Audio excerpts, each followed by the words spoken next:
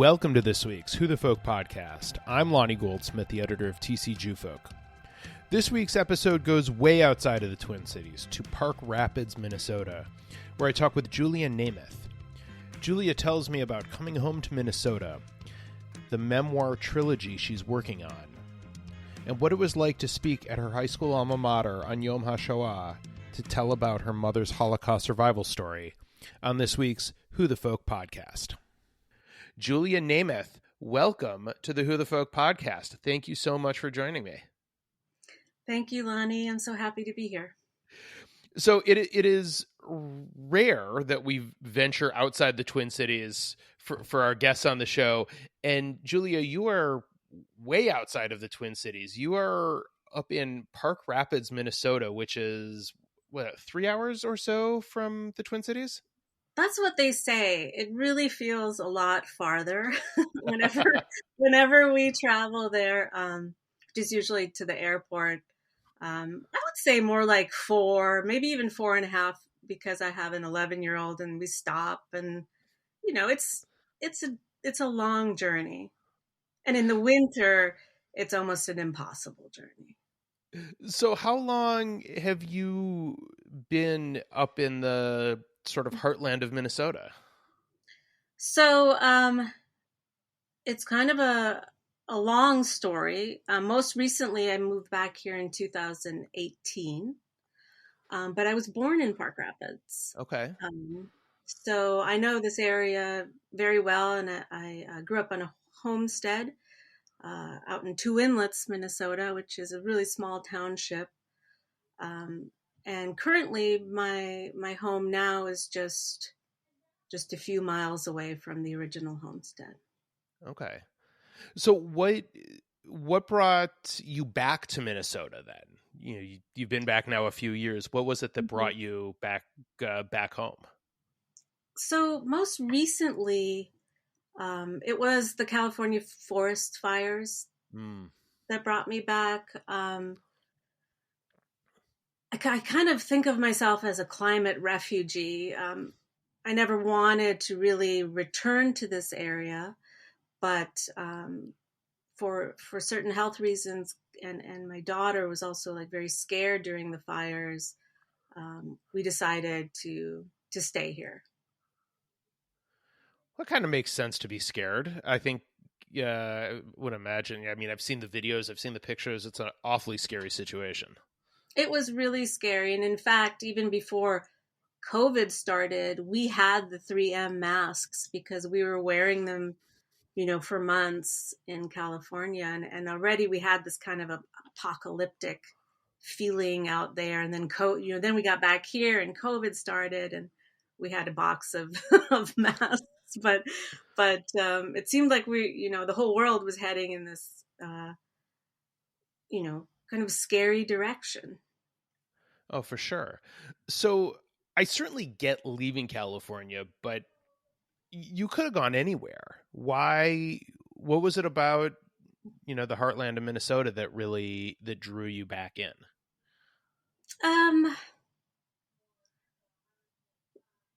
Well, I have a home here. That was a big reason. A really beautiful, comfortable home, in fact, on a lake, and a nice piece of property. And during COVID, I really appreciated that, especially having a child. I kind of saw how people living in apartments and so forth seemed to have a really tough time, with being quarantined. And out here, our lives are pretty isolated, and things didn't change that much. We have property to walk around. I have chickens. So you mentioned your daughter, moving her from California to northern Minnesota. I can't imagine there's a huge Jewish community up in that part of the state, is there? No, I think right now in my small town, I'm the only. My daughter and I are the only Jews here. There are a few in Bemidji where we did also have a home, and we lived there for a little while.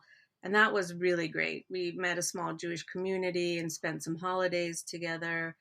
Um, and that was fun. And I kind of just discovered that when COVID hit. And then we came back to the lake, and hopefully the rest is history soon. But this like amazing thing happened when another time when I came back to Minnesota. So I'd spent most of my adult life in California, and then I returned to take care of my elderly father in 2013. And there happened to be an Israeli couple that lived in Park Rapids and owned the t-shirt store. And there was a Romanian family from Temesvar, which is now known as Timisoara, which is where my mother was from. So I had Israeli friends, and I had people to talk Hungarian with, which is my first language. And I was like, this is great, because there's certain things about living out here that you get used to, like, always being able to find parking. And the nature is just it's truly intoxicating. Like just this morning, getting my daughter up for school, and the swans are floating by, as graceful as paper boats, and through the mist rising from the lake. Like, who sees that? Like, doesn't seem like a lot of people get to see that in the morning. And the other day I was going for a walk, and bear ran out in front of me, which a lot of people rather not see that, but still, it's kind of epic. It has this epic feeling to living out here in the woods. I'd like to see that from a distance. I'm not sure I need it to be like right in front of me. Yeah. I'll admit I haven't gone for a walk since. But still, I haven't seen a bear since I was a teenager. And it's really something to see something that size just suddenly appear before you. It really, I don't know, it sends the certain shock waves through your system that's interesting and scary, but also like awe, just incredible awe that that's one of my neighbors. I mean, I kind of know where he lives. And you can stay away. Yeah. I guess, back on the treadmill. I was hoping, winter, with the end of winter, the treadmill time was over too. But Well, yeah, we share this land with so many animals out here. It's really, I love that. I think the most, like on Mother's Day, I watched a mother eagle, teaching her two eaglets to fly and kind of watching over them. And I just thought that was like the most profound Mother's Day, sight. It's amazing to see that. that is amazing. I mean, again, I think epic is sort of a great descriptor for that. It is. It's really epic, and every season here is so epic. Spring, right, when everything so tenaciously wants to live, including the bugs. um, there's this epic feeling to it, and then winter, of course, with its harshness and surviving it is also this kind of epic event, a very long event here in Minnesota. Yeah, I think it's particularly up in your neck of the woods. It can Yes, feel awfully long. very long, very. So you mentioned your return. This is where you grew up. This is the area in which you grew up. What was it like growing up there, and what was it that brought your parents from Europe to the Park Rapids area? So my parents came to the United States as refugees in 1956 during the Hungarian Revolution. And they started out where most people start out, which is New York. Mm-hmm. My father was an artist, and he had immigrated with a lot of his artist friends. and many of them had moved out to California, and there was this kind of, this is the early 60s, and Los Angeles is not what it is. Was not what it is today. There were still like cows up by Fairfax Avenue and stuff. And so they said, go, there's too much competition in New York for artists. Come to California, come to Los Angeles. There's a lot of work for Hungarians in Hollywood and all kinds of stuff. Um, so, so they moved out there, and they lived there for many years. And that's my connection to Los Angeles. And we always had a place in Los Angeles as well as Minnesota. But my father, during the revolution, he'd been imprisoned by the Soviets, and he got tuberculosis in prison. And his doctor said, in the 70s in Los Angeles, there weren't any regulations for pollution. And he was having a lot of trouble breathing. He only had like a lung and a half after surgery. And so they started looking at homesteads, and they found 364 acres in Minnesota. And I think the price tag was $12,000. They came out here. My dad had $7,000 in cash. He offered it to them, and they took it. Wow. So that's and my parents had a dream, and this is before it really had a name. I didn't even realize we were homesteaders until somebody told me, kind of recently. We didn't really have a language for how we were living, but we started living off the land as much as you can in Minnesota. Obviously, in the winter, you have to supplement with store-bought stuff. But my mom, when she came to America, she started to look at ingredients on food, and she was like, I don't want to raise my children eating chemicals. And so we raised most all of our food, including animals and vegetables and canning and all kinds of stuff. But my dad is an artist, so like we had this like very like exotic, unique kind of homestead with like peacocks squawking around the yard and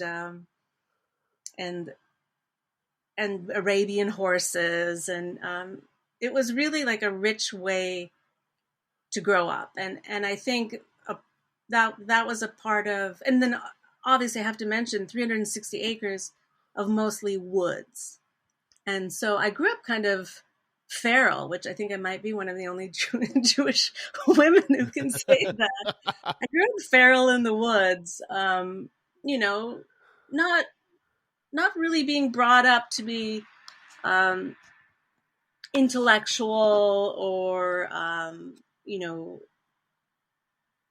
having more of a mental way of living. It was more very symbiotic with nature, and I felt free, I guess. I was going to say it was sort of like a free range childhood, sort of. Yeah, and very very in tune, with the cycles of nature and with the seasons, and we talked before about how in Minnesota, like you have to stay a step ahead to make sure your house is warm. And we had a wood burning furnace back then, and and raised all our food. So we, it was a lot of forethought, which was actually very difficult for my dad because he had an artist mentality.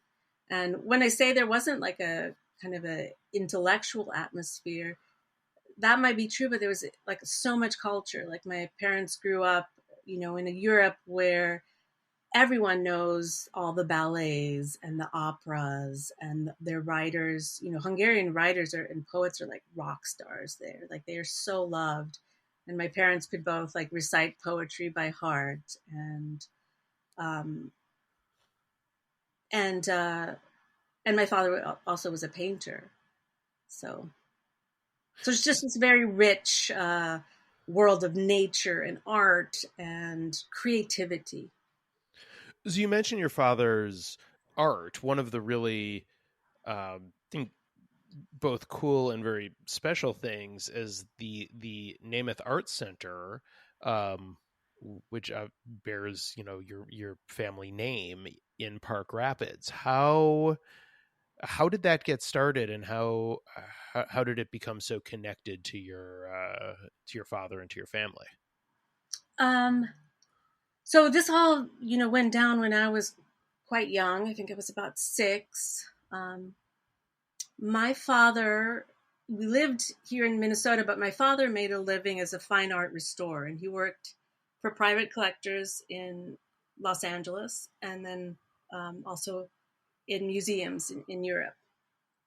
And sometimes he was paid in art, um, for restoring one piece of art, and someone would give him a few pieces in exchange. Okay.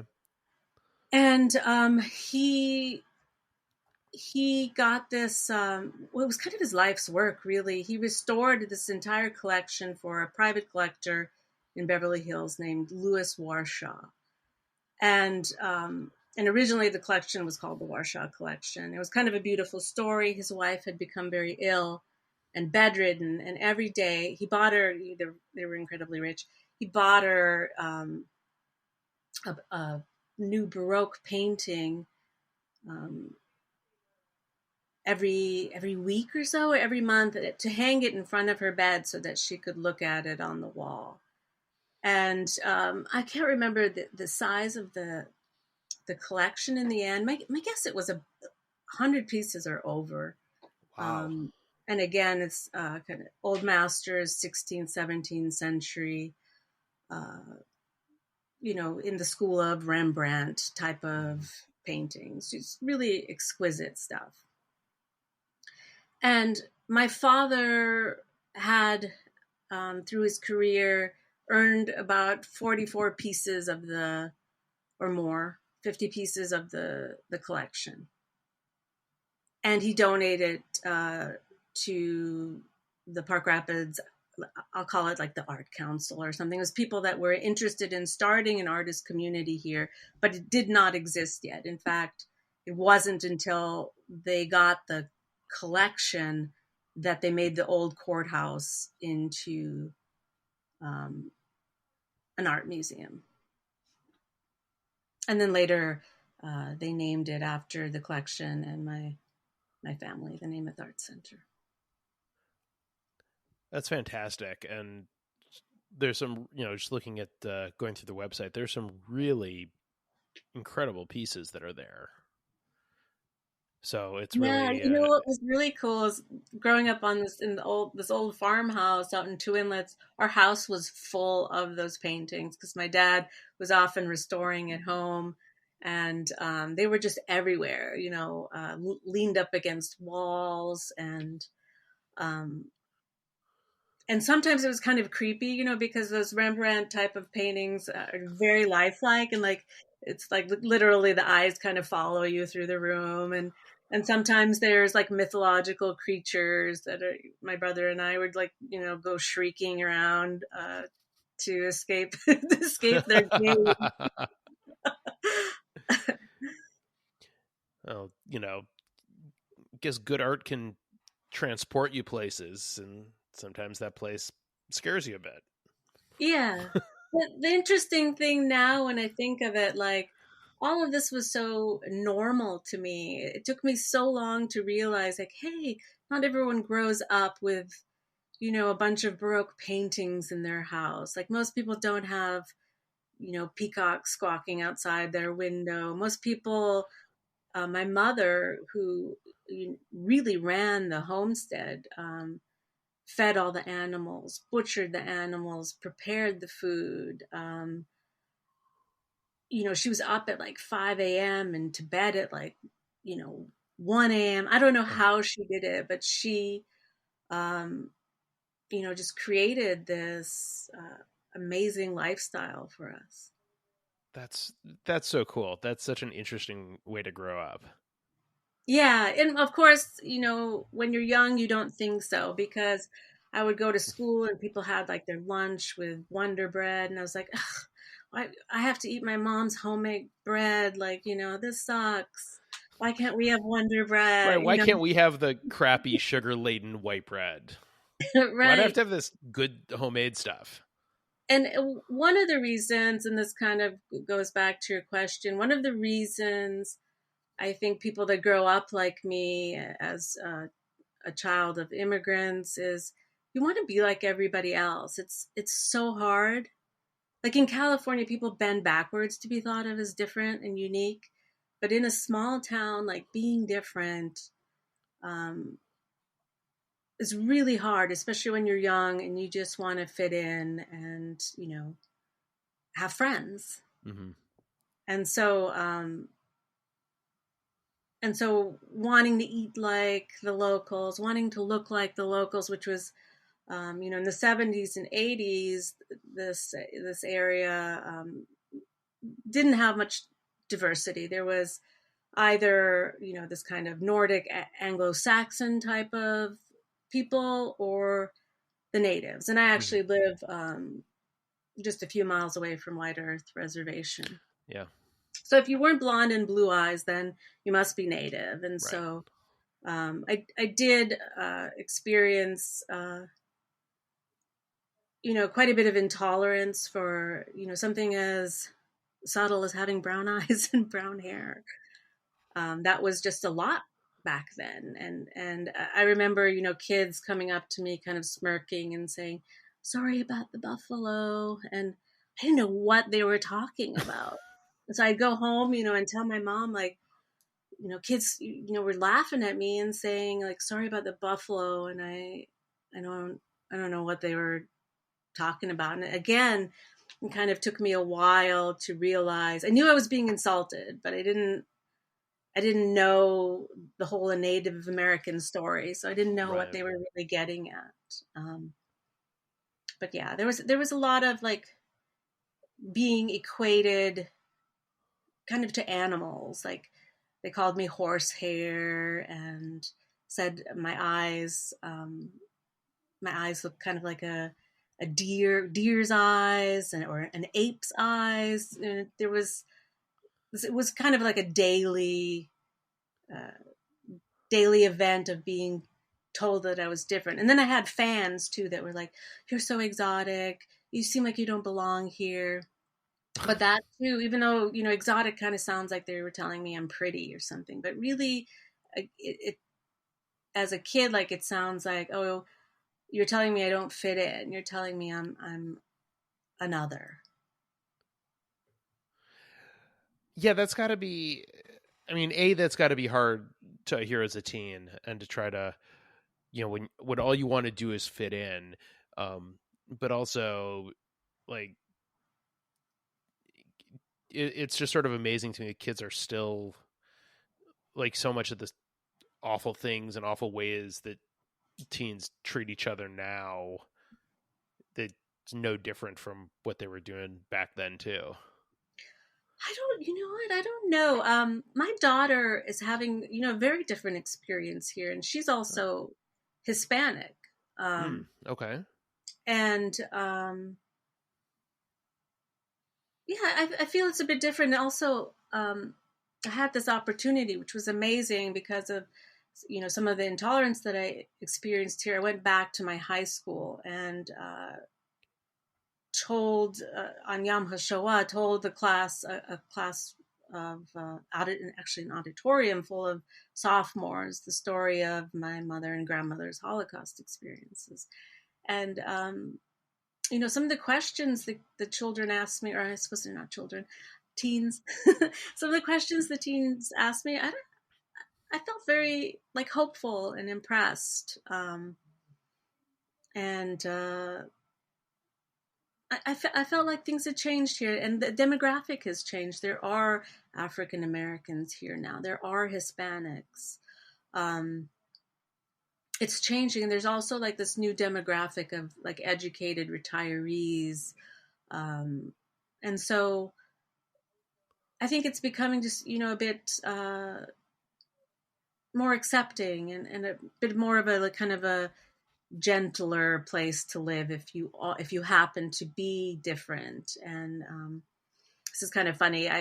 My first language is Hungarian as well, because we lived in such an isolated place, and my parents spoke Hungarian in the home, that's the language that I picked up first. And there was no such thing as like, an ESL department. Right.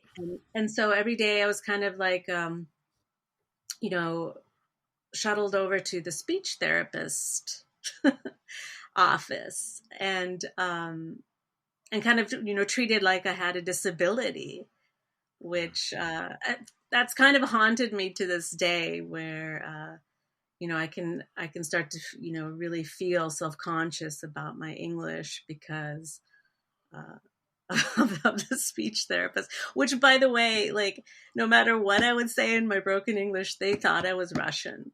And I think in the 70s, like, anyone behind the Iron Curtain was a Russian.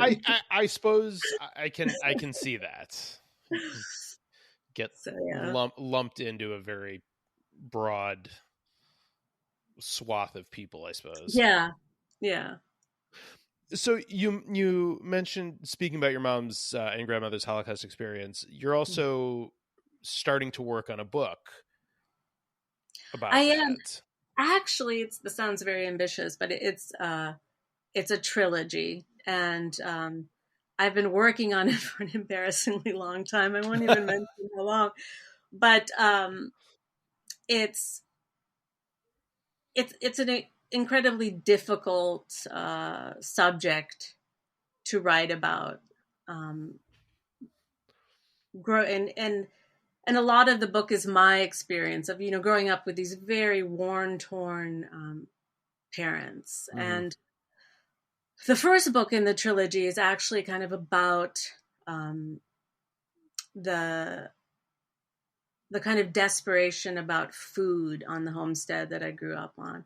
You know, when you grow food and eat food with people who've starved, there's just this, palpable kind of fear that, and I grew up, thinking it was normal to be scared or to feel that someday, you must be prepared because someday um, starvation's going to hit, and you you want to be prepared for that. And so um, the first book has a lot to do with that, with growing up with this feeling of food shortage, which not to sound too cliche, but when I moved to Los Angeles, where my parents often uh, had an apartment, I met some other girls there that were abstaining from food and like anorexic, and I was like, oh, it's so I hate food. Like, I'm so like traumatized by my parents fear of starvation, and also later, and I'll tell that story. When I discovered that my mother was Jewish, I read that in the concentration camp she was in, that inmates got about 500 to 600 calories of food. And so I started to see what would happen if I ate 500 to 600 calories of food. And um, pretty soon I was like 90 pounds, but I really felt like like I like I had control over, kind of the endless chores I had as a child, and, the constant focus about food. Like, I took like 2 years off of food. And I know I don't promote anorexia or anything, but for me, it was kind of like this healing thing. And then I stopped, and now I have this, like, very, what I think, a healthy relationship with food. And one of the ways that I keep traditions out here in a very isolated area is by food traditions. I grew up with Hungarian food. I know how to cook Hungarian food. I've traveled to Israel many times. My daughter's favorite dish is shakshuka. In fact, we made it last night. And so I feel like that Minnesota really helped me returning to Minnesota, because when you live in an isolated area like this, you can't just order out. There's no delivery. Right. now things are changing, but it was that there were very few choices of restaurants or ready-made food, and so you had to learn how to cook. And yeah, that's been a lot of fun for me to grow my own food again and cook these meals, that my mother and grandmother made for me, and then things I've learned in my travels. It's been this full circle. That's I don't think it couldn't have happened in California, because everywhere you look, there's like amazing food Right. to just pick up. But I think, it's an interesting realization that sort of where you're, when you had this unhealthy relationship with food, when you think about the place where that it comes from and your parents, fear about not Mhm. having enough food, having survived the Holocaust and then the Hungarian Revolution before coming here as refugees, like you could understand where that comes from. Like the trauma is sort of passed down in a way. Oh yeah, and I'm so thankful. I'm so grateful to them, even though um, as a young person it was confusing. Just I know they did that for us. They did that for me and my brother, so that we could grow up with this incredibly fresh food, to be able to independently provide uh, food for your family. Mm-hmm. So you sort of slipped in there that you didn't realize your mother was Jewish until you were 20. Yes. How, so you grew up, I mean, Jewish, I mean, you're Jewish, but you didn't know you were Jewish then, right? Right. I knew that I was different, right? Like I've said, how I was treated in school and in town, and I knew I didn't look like anyone else. Um, but I didn't really know what the name for it was. In fact, I kept saying, when kids would tease me, I'd be like, I'm Hungarian. And they'd be like, you're what? you know, no one had heard of that. So I just kind of stopped, like, trying to explain myself. And when I was 20 years old, my mother passed away, and she'd left me the small yellow aged envelope. And this is where not only was, you know, growing up on a homestead epic, and my life now here on the lake has this kind of epic proportions, but this story um, of discovering that I was Jewish becomes, very, very epic. And that is, inside this envelope were my mother's actual liberation documents from Bergen-Belsen, and documents from HIAS, the Hebrew Immigration Aid Society, which helped her and my dad come to America. And it was the first time I saw my mom's real name, which or her last name, which was Edith Silverberg. After the war, they had Hungarianized their name, so and she had meticulously gone through all of her old photos and scratched Silverberg out. Wow. So she put quite a bit of effort into hiding it, and I think that's another reason why we always lived in these very rural areas where no Jewish communities existed, because I would have probably figured it out. We had Manischewitz, gefilte fish in the refrigerator all through my childhood. We had matzah, which, I mean, to find that stuff and yeah, out here in Minnesota, it took some effort. Right. My mom had Mogen David wine. I grew up with those things. I thought they were Hungarian. In fact, when I discovered I was Jewish, to my parents' chagrin, when I moved to Los Angeles, the first guy I met was, guess what? Jewish. Jewish. and and you know they they were making some food, like on Fridays they made chicken soup, and they also had gefilte fish in the refrigerator.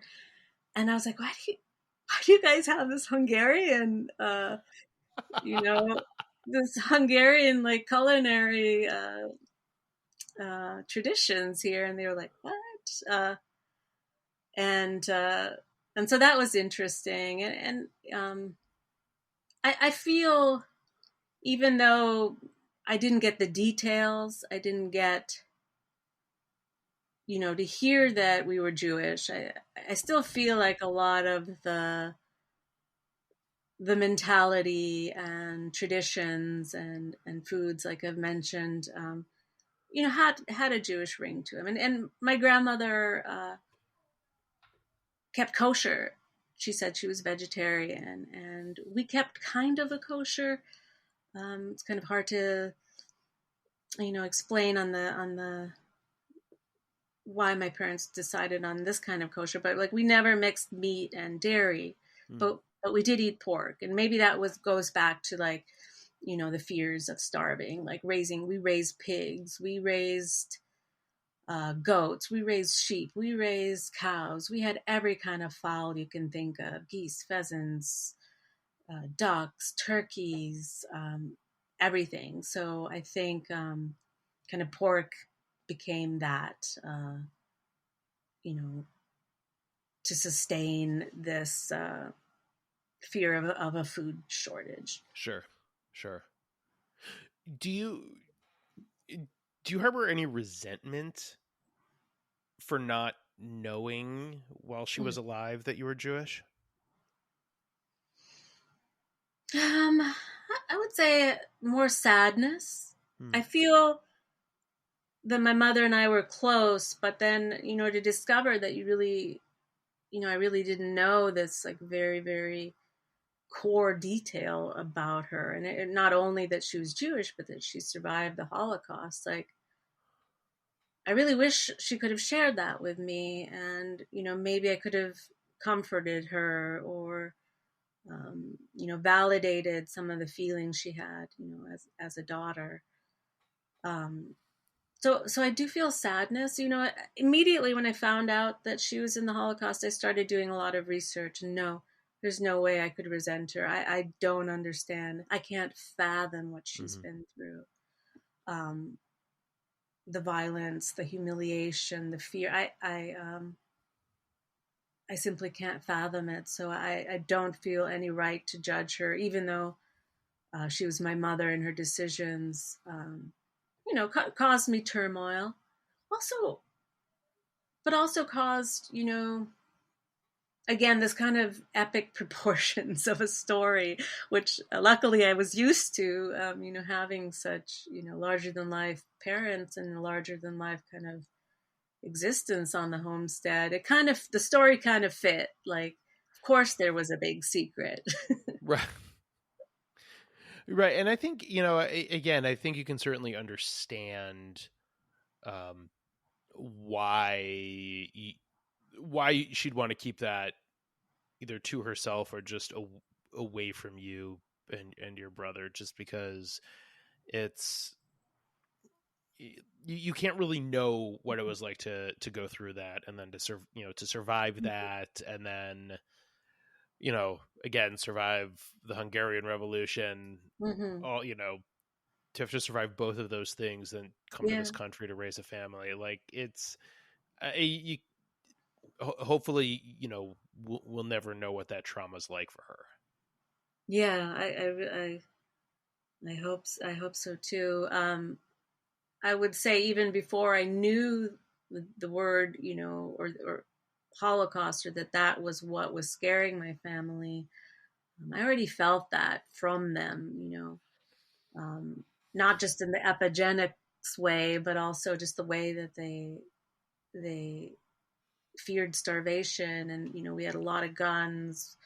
Mm. It seemed like, stormtroopers were coming any second. I shouldn't laugh, but lots of fear. I would think so. The act of hindsight, so much of what they might have done in your childhood makes so much sense, and there's so much clarity now that the dots didn't connect at the time, but now it all sort of makes sense. Definitely. And I think that was the main emotion when I found those papers, was like this relief, like, that's why, I kind of got little tidbits here and there from my parents about the traumas they experienced, but this is a common, story with other children of survivors. It was kind of random information, and you could kind of tell you weren't supposed to ask for more information. And you didn't want to hurt them. There was times when I got more pushy with my mom to, she would show me pictures of family members, and I'd be like, what happened to these people? And she would be like, they died in a fire. What happened to these people? They died in a fire. And pretty soon I was like, what's with all the fires in Transylvania? Like, everyone died in the fire. And of course, later I discovered that those relatives had died in Auschwitz. Yeah, I would imagine it would be hard to, what it would trigger for her to talk about and be open about what happened. Mm-hmm. I'm sure that's a lot on her shoulders that she didn't want to have to put onto you. Yeah, and I know she was really scared of something happening again. Right before she died, it was during the Iraq War, when Saddam was sending the Scuds into Israel, and my mom knew I had a Jewish boyfriend, and she called me one morning, frantic, and she was like, you have to break up with so and so because they'll get you by association. And I was like, I at that time I really didn't know, certain keywords in the Holocaust, or about anti-Semitism and, getting people by association. I didn't understand what she was talking about. And I thought that she was maybe being intolerant of my boyfriend, that he's Jewish. Just, completely didn't understand what was going on, and felt, the sense of safety that a lot of us American-born, children have. Like, that's crazy talk. Like, nothing like that could happen here. Yeah. Unfortunately, that is, you hope that's not the case, but. Exactly. Yeah. Well, Julia Nemeth, we're going to end things on a slightly more uplifting note. Ask go with the final two questions we end all of these with. For starters, what is your favorite Jewish holiday? Oh, wow. I really love all the holidays so much, especially since becoming a mother. They're so fun. I think maybe Pesach. It was the first Jewish holiday that I celebrated. I found out I was Jewish on March 9th of 1991, and then Pesach was a few weeks later. And I just, as a writer, I love the story. I love the story, and I love the passing on of story and tradition, and of course, passing on culture and tradition through the foods and the Seder plate. And then for a little while, I became really obsessed with matzah too, and I no longer have that obsession, but when I first discovered it, I really loved it. What is your favorite Jewish food?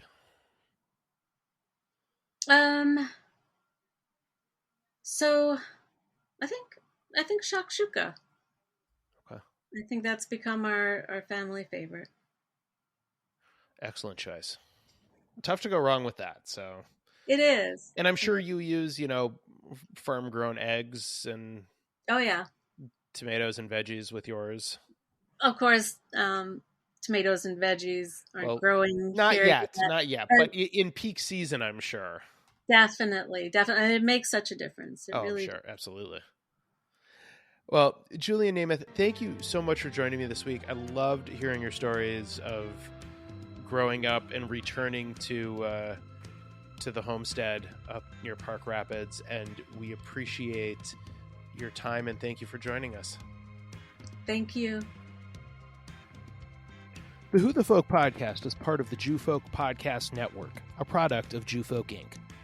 Please subscribe, rate, and review the show wherever you get your podcasts. If you have suggestions for other podcast guests, please email them to me at editor@tcjufolk.com. For our other shows, check out tcjufolk.com/podcast.